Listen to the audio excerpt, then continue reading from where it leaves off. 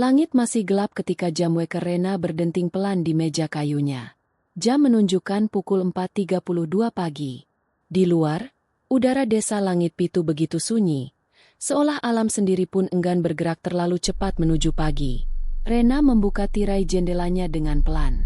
Kabut tipis menggantung di halaman rumah, seperti selimut putih yang menutup tanah desa sejak malam terakhir bulan sabit muncul. Dia menghela napas, memperhatikan jalan utama desa yang kosong, tak satupun lampu rumah tetangga menyala. Seperti biasa, selalu begini, gumamnya lirih. Ia sudah tinggal 3 bulan di desa ini, ikut bersama bibinya setelah ibunya meninggal akibat stroke mendadak. Kota terlalu bising dan penuh kenangan buruk. Desa ini, kata sang bibi, menawarkan ketenangan. Tapi ketenangan itu punya syarat. Jangan pernah keluar rumah saat fajar, apalagi saat kabut turun.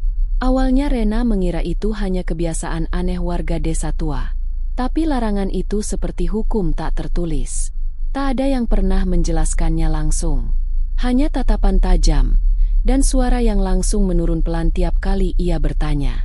Kalau kamu sayang nyawa, dengarkan saja, kata Buarti, tetua RT setempat, saat Rena sempat iseng keluar pukul 5 pagi minggu lalu. Kini, Rena hanya berdiri di balik kaca jendela, memperhatikan samar-samar siluet pohon bambu yang bergoyang pelan. Angin tak terasa, tapi daun-daunnya bergerak seolah disentuh sesuatu yang tak tampak. Tiba-tiba, dari kejauhan terdengar suara langkah. Langkah seseorang berjalan pelan menapaki jalan berbatu di tengah kabut. Rena menegang, tubuhnya membeku di tempat. Siapa yang berani keluar sepagi ini? Ia mencoba memicingkan mata, mencari sumber suara. Tak ada yang terlihat jelas, tapi langkah itu terus mendekat. Perlahan, berderap pelan.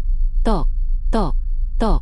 Pagi itu berlalu tanpa ada yang membicarakan tentang sosok yang Rena lihat. Tak ada jejak di tanah, tak ada tanda-tanda kehidupan di depan rumah Pak Rasim. Bahkan, ketika ia berjalan melewati rumah tua itu siangnya, tak ada siapa-siapa. Tapi yang membuat bulu kuduknya berdiri adalah Pak Rasim tak terlihat keluar rumah sejak pagi itu. Dia memang sudah tua, kadang istirahat beberapa hari, jawab Buarti datar saat Rena bertanya.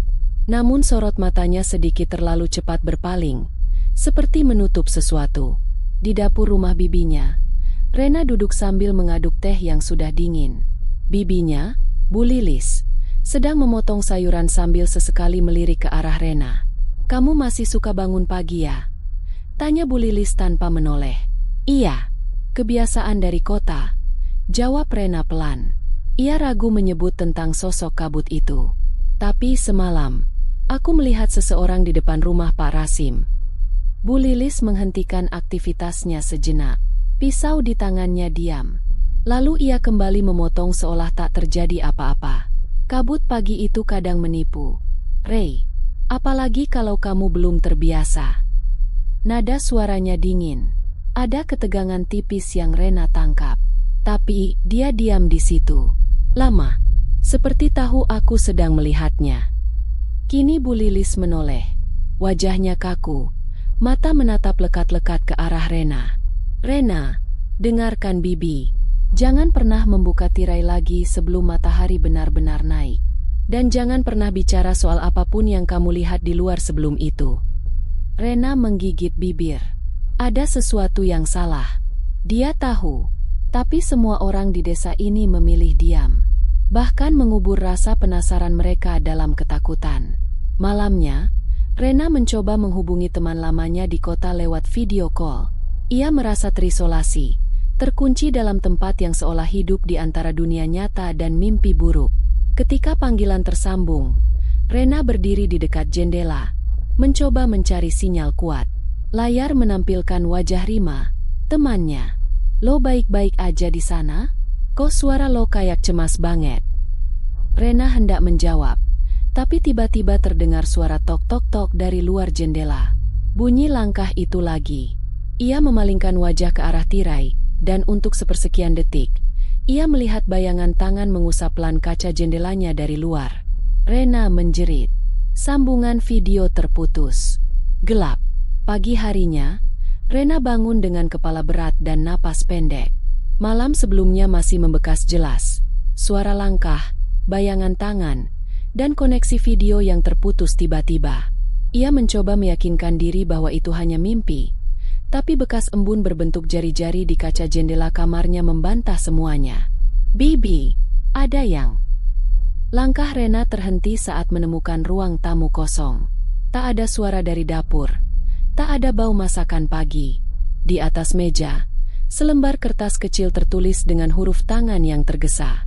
"Rena, Bibi ke rumah Bu Warti. Jangan keluar dulu. Tunggu sampai Bibi pulang." Jam di dinding menunjukkan pukul 6.18 pagi. Rena berdiri di tengah rumah. Jantungnya berdebar tak karuan. Ada desakan yang membuatnya ingin tahu lebih. Ingin melanggar. Ia mendekati jendela, membuka sedikit tirai, lalu menahan napas. Rumah Pak Rasim terbuka. Pintu kayunya menganga lebar. Tapi yang membuat darah Rena membeku adalah sosok yang berdiri di ambang pintu itu. Membelakanginya. Diam. Seperti menunggu sesuatu. Tubuhnya tinggi dan kurus. Mengenakan pakaian lusuh warna abu-abu yang sama seperti yang dipakai Pak Rasim saat Rena pertama kali melihatnya. Tapi ada yang ganjil. Gerakannya terlalu kaku, dan lehernya miring tak wajar.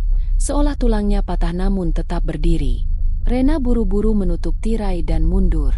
Tapi rasa ingin tahu membunuh ketakutannya.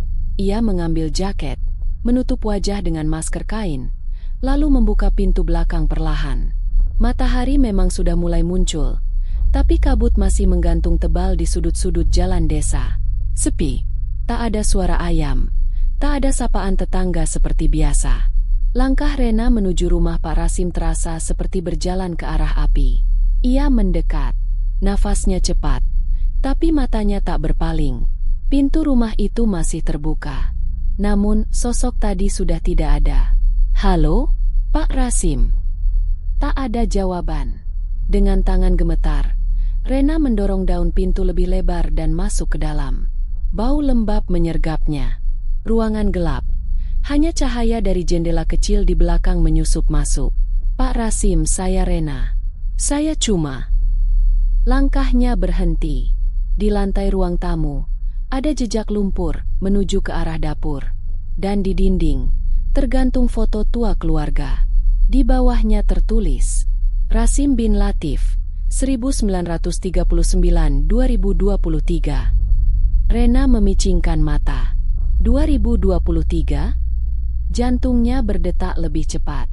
Ia meraih bingkai foto itu dan membaliknya. Tertulis tanggal kematian, 1 Januari 2023. Padahal Rena baru pindah 3 bulan lalu, dan jelas-jelas masih melihat Pak Rasim hidup dan berbicara. Tiba-tiba, dari dalam dapur terdengar suara benda jatuh. Rena memutar badan. Tapi sebelum sempat melangkah, seseorang muncul di ambang dapur. Bukan Pak Rasim, tapi sosok yang wajahnya meniru Rena. Dengan leher miring, dan senyum yang tak sampai ke mata. Rena berdiri membeku. Sosok yang meniru wajahnya berdiri hanya beberapa meter darinya, di ambang dapur rumah Pak Rasim. Cahaya dari jendela samping menyorot wajah tiruan itu, persis seperti miliknya, dari bentuk mata, hidung, hingga bekas luka kecil di bawah dagu. Tapi mata sosok itu kosong, tanpa kedipan. Lehernya tetap miring tak normal. Dan yang paling menyeramkan, senyumnya seperti sedang mencoba mengingat bagaimana manusia tersenyum. Rena mundur perlahan. Sosok itu tidak mengejar, hanya berdiri di sana, menatapnya. Tapi ketika Rena membalikkan badan untuk lari keluar, sosok itu menirukannya. Berbalik, berjalan ke arah pintu belakang. Langkah demi langkah, mirip, persis. Rena keluar rumah, tubuhnya menggigil, napasnya tersengal. Ia berlari melintasi jalan kecil menuju rumah Bu Warti, berharap bibinya masih ada di sana. Namun setibanya di depan rumah tua itu, ia terhenti. Pintu setengah terbuka, dan dari dalam, terdengar suara bibinya berbicara dengan suara Rena. "Saya sudah lihat dia. Dia belum paham, tapi sebentar lagi dia akan sadar." Langkah Rena terpaku. Siapa yang sedang berbicara di dalam rumah itu dengan suaranya sendiri? Ia mengetuk pintu dengan gemetar. Suara di dalam langsung terhenti. Detik berikutnya, Buarti membuka pintu. Wajahnya pucat. "Rena? Kamu di sini?" Rena mengangguk. "Kaku, Bibi di mana?" Buarti membuka pintu lebih lebar. "Di dapur. Tapi barusan kamu di dalam." Rena menatap wajah wanita tua itu, kemudian menoleh ke dalam rumah. Dan saat itulah ia melihat dirinya sendiri berdiri di ujung lorong, tersenyum, dengan darah menetes dari sudut bibirnya. Sejak kejadian mengerikan di rumah Buarti, Rena merasa semakin terasing.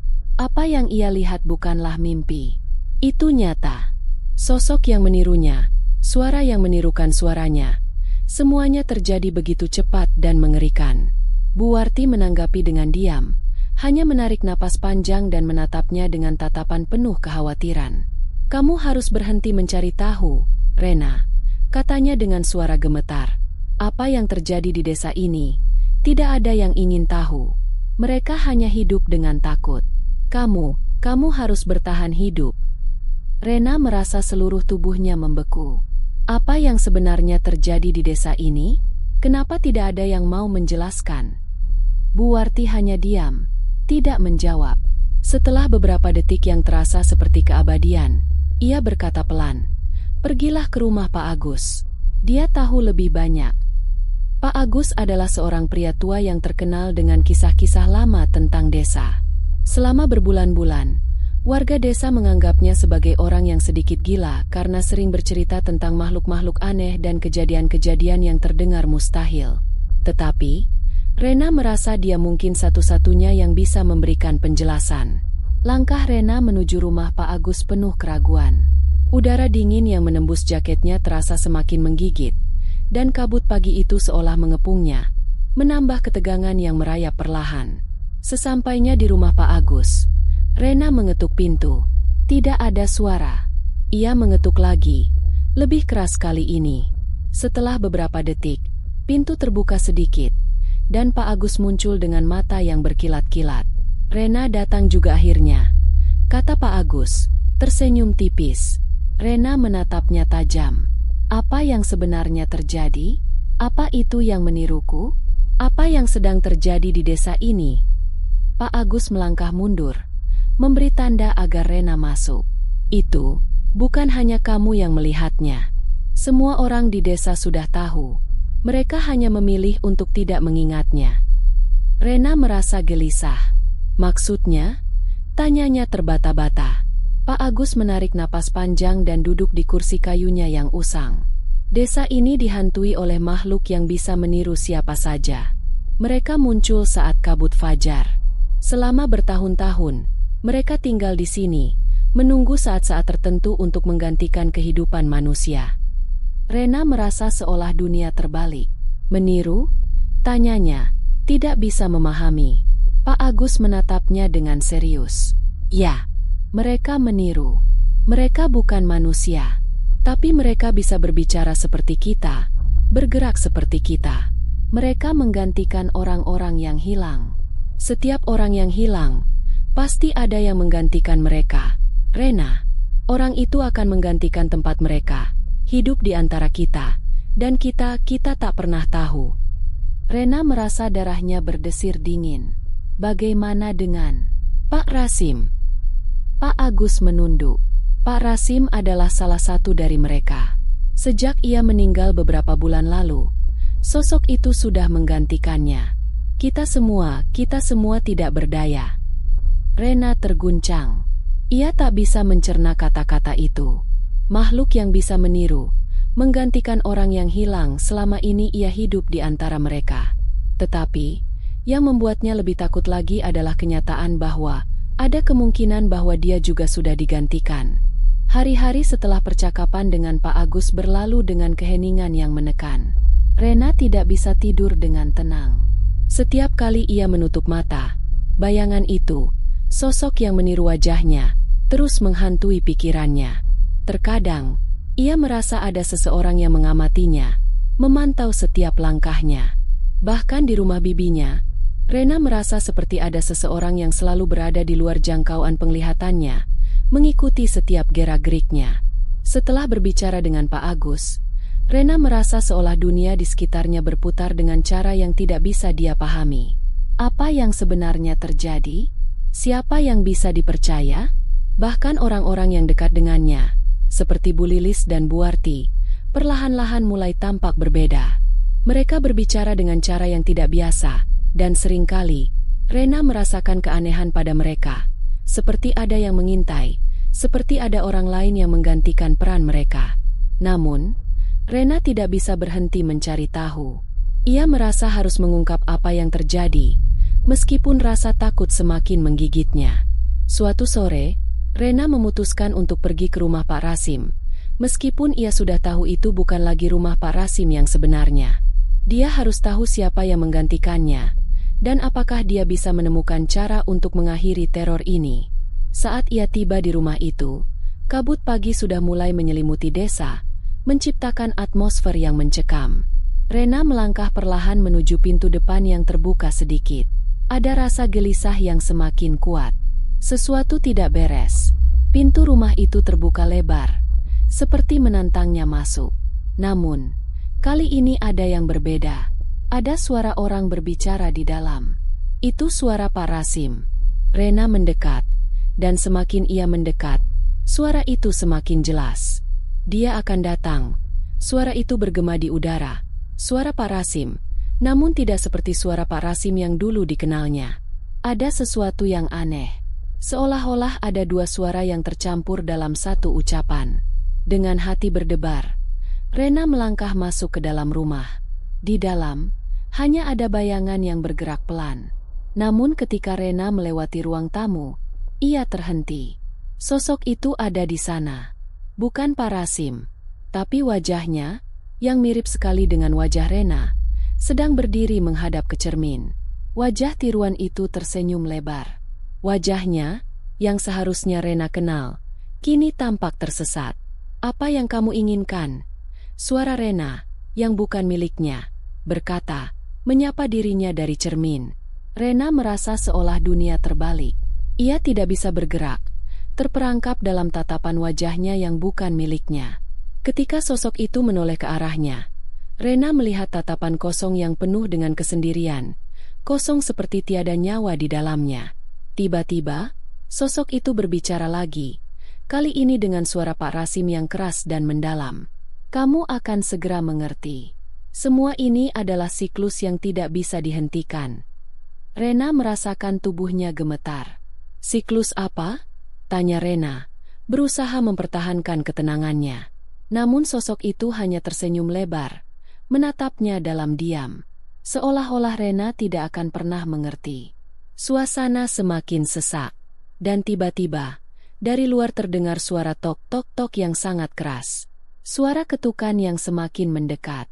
Rena berlari keluar rumah, dengan napas terengah. Saat ia berbalik untuk melihat lagi, sosok itu sudah menghilang. Apakah yang dilihatnya tadi benar-benar nyata? Ataukah itu hanya halusinasi yang diciptakan oleh ketakutan dan kekhawatiran yang menguasai pikirannya? Sosok itu, wajah tiruan dirinya, terus mengikuti dalam bayangannya. Rena merasa dunia ini semakin tidak nyata. Apa yang harus ia lakukan untuk bertahan hidup? Bagaimana ia bisa tahu siapa yang masih asli di antara mereka yang ada di desa ini? Hari itu, Rena merasa ada sesuatu yang harus ia lakukan, meskipun ketakutannya semakin menguasainya. Desperasi mendorongnya untuk tidak mundur lagi. Ia tahu ia tak bisa lari selamanya dari kenyataan yang mengerikan ini. Sosok yang menirunya semakin mengganggu. Ketakutannya sudah melebihi rasa logika. Ia sudah tidak bisa membedakan siapa yang asli dan siapa yang bukan. Semua orang, bahkan dirinya sendiri, seolah terperangkap dalam permainan yang sudah dimainkan sejak lama. Ia memutuskan untuk menemui Bu Arti lagi, berharap ada jawaban yang lebih jelas. Dengan perasaan yang semakin mendalam, Rena berjalan cepat menuju rumah Bu Arti. Setiap langkah terasa berat, setiap napas yang ia tarik penuh dengan kekhawatiran. Apa yang akan ia temui kali ini? Sesampainya di depan rumah Bu Arti, Rena berdiri terdiam sejenak. Begitu banyak hal yang harus dihadapi. Tapi ia tahu ia tak bisa menghindarinya lebih lama lagi. Ia mengetuk pintu dengan cepat dan, kali ini, Buarti membuka pintu tanpa ragu. "Bibi, ada yang harus saya tahu," kata Rena dengan suara tertahan. "Semua yang terjadi, apakah ini terkait dengan apa yang Pak Agus katakan? Tentang makhluk yang meniru?" Buarti tampak terkejut. Seolah-olah Rena baru saja menyentuh bagian paling sensitif dari desa ini. Namun, ia segera menenangkan dirinya dan mengundang Rena masuk. "Ada lebih banyak yang kamu perlu tahu, Rena. Lebih dari apa yang kamu kira." Rena mengangguk, merasa cemas. "Apa yang harus saya lakukan? Saya tidak bisa membiarkan ini terus berlanjut." Buarti menghela napas panjang, lalu menatap Rena dengan tatapan serius. "Kamu harus tahu bahwa ini bukan hanya tentang siapa yang meniru. Ini lebih dari itu. Ada sesuatu yang lebih besar di baliknya." Buarti berdiri dan berjalan menuju lemari kayu tua. Dengan gerakan perlahan, ia membuka pintu lemari, dan dari dalam, ia mengeluarkan sebuah buku tua yang sudah usang. "Apa ini?" tanya Rena, mendekat. Buarti membuka halaman pertama dengan hati-hati. Ini adalah catatan-catatan yang telah disusun oleh generasi sebelumnya. Mereka yang sudah mengetahui adanya makhluk-makhluk ini. Ini adalah pengetahuan yang sudah lama terkubur. Dan kalau kamu ingin menghentikannya, kamu harus mengerti satu hal. Rena menatapnya penuh harap. "Apa itu?" Buarti berhenti sejenak, menatap Rena dalam-dalam. "Kamu adalah salah satu dari mereka. Kamu adalah penghubung antara dunia ini dan mereka yang meniru. Tanpa kamu, mereka tidak akan bisa melanjutkan permainan ini. Rena, kamu adalah kunci." Rena merasa dunia seolah runtuh di sekitarnya. "Apa maksud Bibi? Saya tidak mengerti." Buarti membuka lebih banyak halaman, menunjukkan gambar-gambar aneh dari makhluk-makhluk yang meniru, wajah yang bisa berubah, tubuh yang tidak bisa mati, dan jiwa yang hilang. Di tengah halaman itu ada gambar besar sebuah cincin. Sebuah cincin dengan simbol yang sangat mirip dengan bekas luka di tangan Rena, di bawah kulit, di dekat pergelangan tangan kanannya. "Ada sesuatu yang hilang dari kamu, Rena," kata Buarti dengan suara bergetar. "Ini bukan hanya tentang siapa yang menggantikan siapa. Ini tentang pengorbanan, tentang siapa yang benar-benar dapat dikendalikan dan siapa yang tidak. Kamu adalah bagian dari siklus itu. Rena, kamu mungkin telah digantikan jauh sebelum kamu tahu." Rena menatap bekas luka di tangannya. Apa yang sebenarnya terjadi padanya? Mata Rena mulai terasa berat. Ia ingin berlari, menghindari kenyataan ini, namun pikirannya dipenuhi dengan gambar-gambar dari buku yang ditunjukkan Buarti. Cincin itu, cincin yang ada di tangannya, terhubung dengan semuanya. Ia merasakan ketegangan yang tidak pernah ia rasakan sebelumnya.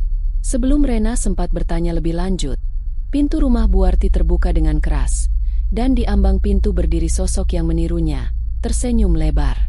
Wajah Rena, dengan mata kosong. "Saya sudah menunggu," kata sosok itu dengan suaranya sendiri, namun terasa seperti suara Pak Rasim yang terdengar melaluinya. "Sudah waktunya." Dengan gerakan yang tidak wajar, sosok itu mulai melangkah mendekat, menyalakan teror yang semakin nyata di mata Rena. Pintu rumah Buarti terbuka dengan keras, dan di ambang pintu berdiri sosok yang menirunya. Wajah Rena yang berubah, matanya kosong dan penuh kegelapan. Tersenyum lebar dengan senyum yang tidak sepenuhnya manusiawi. Sosok itu melangkah masuk dengan gerakan yang tidak alami, seolah-olah setiap langkahnya membawa beban dunia. Rena mundur perlahan, hatinya berdebar kencang. Ini adalah saatnya. Ia tahu, tak ada jalan lain. Sosok itu menghadapinya. Wajahnya kini lebih mengerikan daripada sebelumnya. Rena bisa merasakan hawa dingin yang semakin mencekam. Sesuatu yang sangat tidak wajar sedang terjadi, dan ia tahu bahwa dia sudah tidak punya waktu lagi. "Kenapa?" Rena akhirnya berhasil berkata dengan suara tercekat. "Kenapa harus aku? Apa yang kalian inginkan dariku?" Sosok itu tersenyum lebih lebar, senyum yang lebih menakutkan daripada sebelumnya. "Kamu, adalah bagian dari takdir ini. Kamu adalah bagian dari kami, dan kami bagian dari kamu. Tidak ada yang bisa mengubahnya. Rena merasa seluruh tubuhnya tergetar. Semua yang ia dengar seperti kata-kata yang menghakimi, kata-kata yang menyatakan bahwa ia sudah terperangkap. Tidak ada jalan keluar. Apakah ia benar-benar sudah digantikan? Namun, sesuatu dalam dirinya tiba-tiba berubah. Dia tidak bisa menyerah begitu saja. Meskipun ketakutannya mencapai puncaknya, Rena tahu bahwa dia harus menemukan cara untuk melawan. Dia harus menemukan jawabannya. Tidak, aku tidak akan membiarkan kalian menguasai hidupku, teriak Rena, berani untuk pertama kalinya. Sosok yang menirunya itu tidak membalas, tetapi menatap Rena dengan tatapan kosong. Wajahnya yang begitu mirip dengan Rena semakin kabur, dan dalam sekejap, tubuhnya seolah menyatu dengan bayangannya, hanya menyisakan suara yang menggelitik. Sudah terlambat, kata sosok itu pelan. Hanya satu yang bisa bertahan. Kamu atau kami. Kepanikan merayapi pikiran Rena. Dia harus memilih. Apa yang harus ia lakukan? Berjuang melawan sosok ini atau mencari jalan untuk memutuskan ikatan ini selamanya? Ia berlari ke lemari tua tempat Buarti menyimpan buku catatan lama itu. Mungkin ada sesuatu di dalamnya yang bisa menyelamatkannya. Namun, sebelum ia bisa mencapai lemari, sosok itu menghalangi jalannya, berdiri tegak dengan tatapan yang semakin menakutkan. Dengan cepat, Rena menyadari bahwa dia tidak punya waktu untuk mencari jawaban yang panjang lebar. Ini adalah pertarungan yang harus dihadapi secara langsung, antara dirinya dan makhluk yang menirunya. Tiba-tiba, suara Buarti terdengar, menggema di telinga Rena. Ingat, Rena, kamu punya cincin itu. Itu adalah kunci untuk mengakhiri semua ini. Jangan biarkan mereka menang. Rena segera menatap tangan kanannya, tempat cincin itu. Cincin yang kini tampak bercahaya samar-samar, seolah memberi petunjuk tentang bagaimana cara menghentikan makhluk itu. Cincin itu adalah satu-satunya cara untuk membebaskan dirinya dari makhluk yang meniru dan dari kekuatan yang mengendalikannya. Dengan satu gerakan cepat, Rena meraih cincin itu, meremasnya erat-erat. Begitu cincin itu menyentuh kulitnya, sebuah kekuatan luar biasa mengalir melalui tubuhnya, mengalir lebih kuat dari yang pernah ia rasakan sebelumnya. Itu adalah kekuatan untuk mengendalikan dirinya sendiri. Namun, sosok yang menirunya mulai berubah, semakin mengerikan. Kamu tidak bisa lari, Rena, katanya dengan suara yang tidak sepenuhnya milik makhluk itu. Kamu adalah bagian dari kami. Kami adalah bagian dari kamu. Tetapi Rena tahu satu hal yang pasti. Ini adalah waktunya.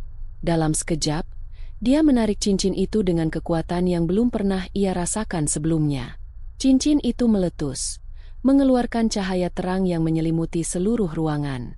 Makhluk itu berteriak keras, suara yang penuh dengan kebencian dan ketakutan.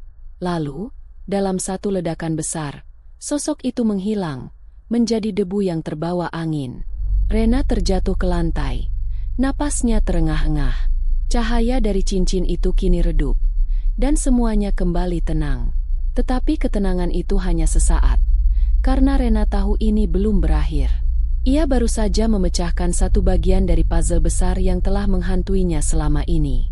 Pagi setelah kejadian yang menegangkan itu, Rena duduk di ruang tamu rumah Buarti, masih terengah-engah dari kejadian semalam.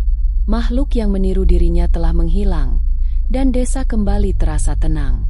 Namun, ketenangan itu terasa tipis dan rapuh. Ia tahu bahwa meskipun ancaman langsung telah berakhir, ada lebih banyak hal yang harus dihadapi. Rena memeriksa tangannya, tempat cincin yang tadi meletus. Ada bekas-bekas samar, tapi cincin itu sudah tidak ada lagi. Perasaan kosong mengisi hatinya. Meskipun ia telah mengalahkan sosok yang meniru dirinya, pertanyaan besar masih menghantuinya. Apakah ia benar-benar bebas? Atau mungkin, masih ada sesuatu yang lebih besar yang mengintainya di masa depan? Buarti duduk di hadapannya, menatap Rena dengan mata penuh keprihatinan. Kamu sudah melakukannya, Rena. Tapi aku tahu, perasaanmu belum selesai. Kamu baru saja mengungkap sebagian dari kebenaran, Dan itu bukan akhir dari segalanya. Rena mengangguk pelan. Matanya menatap kosong keluar jendela, ke desa yang kini tampak lebih sunyi dari biasanya. Semua orang tampak melanjutkan hidup mereka seolah tidak ada yang berubah. Namun Rena tahu, dunia ini tidak akan pernah sama lagi. "Apakah saya benar-benar bebas, Buarti?" tanya Rena dengan suara lirih, penuh keraguan. Buarti menghela napas panjang. "Tidak ada yang benar-benar bebas dalam hal ini, Rena. Kamu mungkin telah mengalahkan satu bagian dari siklus ini, tapi dunia ini penuh dengan lapisan-lapisan yang tidak terlihat. Ada yang lebih besar dari yang kamu bayangkan. Takdirmu, takdir kita, semuanya sudah saling terikat dalam cara yang tidak kita mengerti sepenuhnya." Rena menundukkan kepala, merenung. Ada satu hal yang semakin jelas. Meskipun ia telah mengalahkan makhluk itu, ia tidak dapat mengubah kenyataan bahwa ia adalah bagian dari dunia yang penuh dengan misteri dan bahaya yang tak terduga. Ia merasakan ada sesuatu yang lebih besar yang belum terungkap. Tak lama kemudian, Pak Agus datang ke rumah Buarti. Ia tampak lebih tenang, meskipun wajahnya masih menunjukkan tanda kelelahan. Setelah bertemu dengan Rena, ia duduk di sampingnya dan berkata dengan suara dalam, "Rena, apa yang kamu lakukan kemarin adalah keputusan besar. Tidak banyak orang yang bisa melewati apa yang kamu lewati. Tapi ingat, meskipun kamu berhasil kali ini, itu bukan berarti semua ancaman sudah berakhir. Ada sesuatu yang lebih besar yang harus kita hadapi. Sesuatu yang lebih mengancam." Rena menatap Pak Agus, bingung. Apa maksud Pak Agus? Saya sudah mengalahkannya. Sosok itu sudah hilang. Apa lagi yang tersisa? Pak Agus menggelengkan kepala. Yang kamu hadapi kemarin hanyalah bagian dari yang lebih besar. Keberadaan mereka, makhluk-makhluk yang meniru, dan bahkan yang lebih gelap dari itu, berada di luar pemahaman kita. Mereka bukan hanya ada di desa ini. Mereka ada di setiap tempat. Rena merasa dunia di sekitarnya mulai berputar. Ini lebih dari sekadar desa kecil ini. Ini adalah sesuatu yang telah melampaui batas-batas yang ia kenal. "Lalu apa yang harus saya lakukan sekarang?" tanya Rena. Matanya dipenuhi kebingungan dan kekhawatiran. Pak Agus menatap Rena dengan penuh perhatian. "Kamu harus tetap waspada. Mereka bisa muncul di tempat yang tidak kita duga. Dan lebih dari itu, ada tugas yang lebih besar menantimu, Rena. Kamu harus mengerti bagaimana cara bertahan dan mengenali siapa yang benar-benar ada di sekitarmu. Tidak semua orang yang terlihat manusia itu adalah manusia." Rena menggigit bibirnya, merasa terjepit di antara pilihan-pilihan yang tak jelas. Dunia yang dulu ia kenal, desa yang dulu ia cintai, kini terasa penuh dengan bayangan dan ancaman yang tidak terlihat. Ia merasa seolah-olah seluruh hidupnya adalah bagian dari teka-teki yang lebih besar. Namun, satu hal yang pasti, Rena tidak bisa mundur lagi. Ia harus berjuang, meskipun ia tidak tahu pasti apa yang menantinya di depan. Hari-hari setelah pertempuran terakhir dengan sosok yang menirunya, Rena merasa terperangkap dalam pikirannya sendiri. Meskipun ancaman dari makhluk itu telah hilang, kebenaran yang lebih besar telah terungkap. Keberadaan yang jauh lebih mengerikan dan lebih tersembunyi di balik desa ini, bahkan di luar pemahamannya. Dunia yang kini ia kenal telah berubah selamanya. Rena duduk di pinggir tempat tidur, menatap jendela yang menghadap ke desa yang kini terasa sepi. Udara terasa berat, penuh dengan kesunyian yang mencekam. Setiap suara terasa lebih jelas dari biasanya, dan angin yang berhembus terasa seperti bisikan yang mengingatkan pada bahaya yang selalu mengintai. Apakah benar ia sudah bebas? Atau ia hanya diberi sedikit waktu lebih lama sebelum semuanya kembali? Pagi itu, Buarti datang menemuinya. Wajahnya tidak lagi seberat sebelumnya. Ada sedikit ketenangan di matanya, meski ia tahu Rena belum sepenuhnya siap untuk menerima kenyataan yang ada. "Rena," kata Buarti dengan suara lembut namun penuh makna, "apa yang kamu pilih sekarang adalah yang paling penting. Keputusanmu akan menentukan apakah kamu bisa melanjutkan hidup seperti biasa, ataukah kamu akan terus hidup dalam bayang-bayang kegelapan ini." Rena mengangguk pelan. Matanya masih kosong. "Tapi bagaimana saya bisa melanjutkan hidup seperti biasa? Setelah semua yang terjadi, Saya tidak bisa kembali ke hidup yang dulu. Saya merasa saya telah kehilangan sesuatu yang sangat penting. Buarti mendekat, duduk di samping Rena. Kehilangan adalah bagian dari proses ini. Rena, apa yang kamu alami, meskipun sangat berat, adalah bagian dari takdirmu. Kamu bukan hanya selamat dari ancaman yang menirumu. Kamu juga telah membuka mata kita semua terhadap ancaman yang lebih besar. Rena meresapi kata-kata Buarti. Sesuatu yang lebih besar, lebih mengerikan, memang benar adanya. Dan meskipun ia tahu ada ancaman yang akan selalu ada, ia tahu bahwa dirinya tidak bisa hidup dalam ketakutan selamanya. Ia harus mengambil kendali atas hidupnya kembali. Kami akan selalu mendukungmu, lanjut Buarti. Tapi yang terpenting, Rena, kamu harus memilih apakah kamu akan melawan kegelapan itu atau memilih untuk hidup dalam bayang-bayangnya. Kamu memiliki kekuatan untuk melawan, atau kamu bisa pergi, meninggalkan semuanya, dan hidup dengan ketenangan yang sederhana. Rena menatap tangan kanannya, tempat cincin yang dulu menghancurkan makhluk itu. Bekas luka yang kini ada di tangannya masih terasa. Namun ia merasakan semacam keputusan yang harus ia buat. Saya memilih untuk berjuang, kata Rena dengan suara tegas, meskipun hatinya masih dipenuhi ketakutan. Saya tidak bisa hidup dalam ketakutan atau dalam bayang-bayang masa lalu. Saya akan mencari tahu lebih banyak tentang dunia ini, tentang apa yang sebenarnya terjadi, dan bagaimana cara melawannya. Buarti tersenyum tipis. Itulah pilihan yang tepat. Rena, dunia ini memang penuh dengan bahaya dan kegelapan, tetapi selama kamu tahu siapa dirimu dan apa yang kamu inginkan, kamu bisa bertahan. Pada saat itu, pintu terbuka, dan Pak Agus masuk ke dalam ruangan. Matanya menatap Rena dengan serius. Kamu sudah membuat keputusan yang benar. Dunia ini memang penuh dengan ketidakpastian. Tapi kamu adalah kunci untuk masa depan desa ini. Kamu memiliki keberanian yang tidak dimiliki banyak orang. Rena mengangguk, merasa sedikit lebih ringan dengan kata-kata mereka.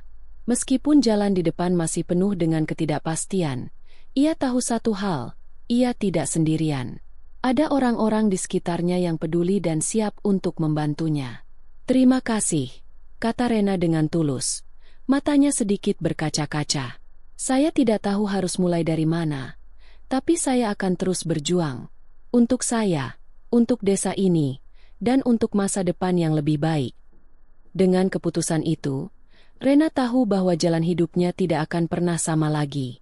Takdirnya bukan untuk lari, tetapi untuk menghadapi apapun yang datang. Meskipun dunia ini penuh dengan misteri dan bahaya yang tidak diketahui, Rena kini tahu bagaimana cara untuk melangkah maju. Dia bukan lagi gadis yang takut pada kegelapan. Dia adalah seorang pejuang yang siap menghadapi apapun yang ada di depan.